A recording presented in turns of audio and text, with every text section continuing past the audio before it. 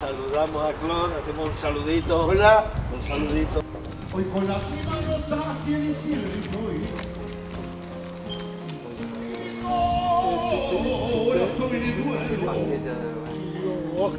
En la Bepierre, luego de ser un personaje ya muy conocido por su actividad en el invierno 54, viaja por distintas partes del mundo invitado como apóstol de los pobres a contar un poco la experiencia de los compañeros de Maús.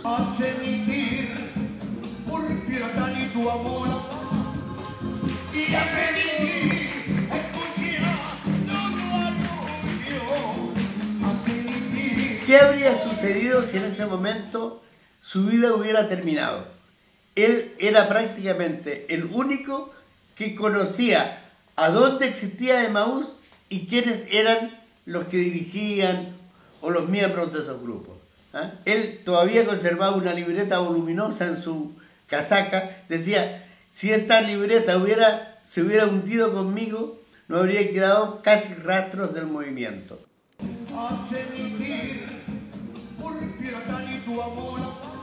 Y ahí nos planteó su inquietud por generar algún tipo de secretariado, algún tipo de relación y algo que uniera a todo el movimiento. Y en ese fue entonces que nos pide ir, que vamos a Lima, un pequeño grupo, a colaborar un poco porque había una gran dispersión de grupos extranjeros de Maús en Lima y era interesante poder un poco ayudar a una coordinación. Y por lo tanto nos tocó a nosotros ser partícipes de las primeras reflexiones que la Bepierre se hizo para crear un movimiento de carácter internacional. Por esas casualidades del destino, del naufragio, nació en Latinoamérica, en Sudamérica, una coincidencia del destino que nosotros tratamos de asumir desde sus orígenes.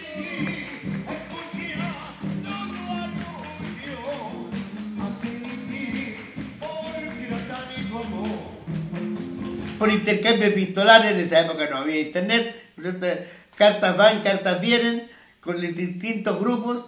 El Bepierre fue formulando propuestas hasta que nos reunimos ya este comité provisorio para comenzar a discutir una proposición y terminar en este manifiesto de 7 puntos, que fue el manifiesto que se discutió y se aprobó en la primera Asamblea Mundial de Maús en Berna el 24 y 25 de mayo, en la sede del Parlamento de la Confederación Helvética. La idea central era servir primero al que más lo necesita, al que más sufre. Ese era el motivo fundamental. Nosotros hicimos esas dos propuestas, de lo que yo recuerdo. O sea, que las luchas tenían que ser personales, pero también colectivas.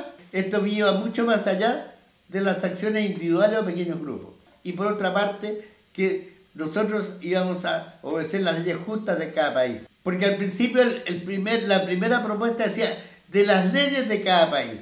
Y nosotros planteamos las leyes justas. Porque en América hay mucha injusticia.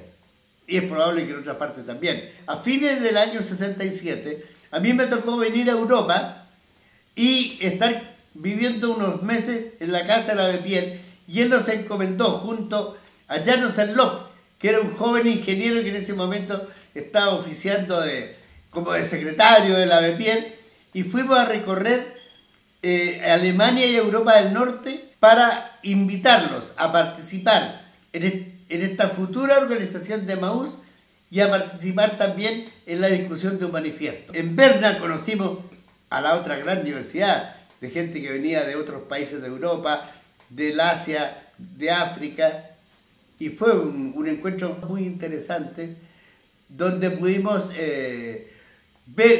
echar a andar esta incipiente organización de Maús Internacional como lugar de encuentro, de reflexión, de coordinación, y por otro lado, donde planteamos también que era importante que Maús trabajara dividido en regiones, porque era muy difícil que una sola organización pudiera abarcarlo todo. Y lo interesante era que Emaús fuera un reforzamiento y una animación a esas ideas que en cada parte del mundo surgían y no una imposición centralizada. ¿Por qué? Porque ahí nos dimos cuenta de que cada región tenía características diversas, culturas diversas, darnos cuenta de que la miseria y la pobreza es algo internacional, que en los países ricos había muchos pobres que sufrían. Por lo tanto, nuestro movimiento era mucho más allá de nuestras fronteras. Como decía en aquellas épocas el Lavapiés, estábamos en guerra a la miseria, a sus causas y a sus responsables. El concepto de la internacional, del internacionalismo, fue casi desde un comienzo muy importante para nuestra formación y nuestra acción. Nosotros transmitimos una gran parte de la experiencia en nuestras comunidades de lo que habíamos aprendido aquí en las comunidades de Neuilly-Plessans y de otros grupos de Europa.